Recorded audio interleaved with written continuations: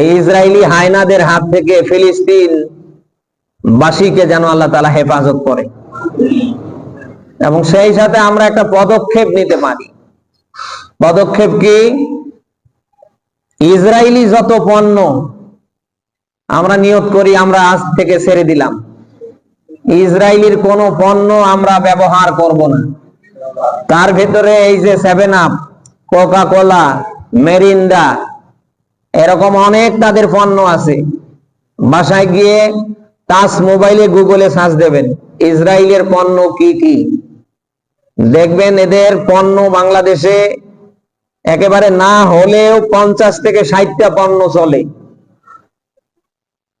নতুবা ইউটিউবে গিয়ে সার্চ করবেন ইসরায়েলি পণ্য কি কি, দেখবেন এরকম 1 থেকে 70-70টার মতো পণ্য প্রতিনিয়ত আমরা কিনে কিনে ব্যবহার করছি।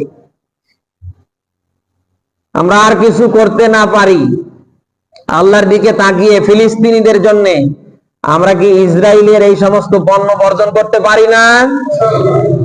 যারা মুসলমানদের কষ্ট দেয়, আমার ভাইদের উপরে যারা হামলা চালায়, আমার ভাইদের উপর যারা টর্চার চালায়,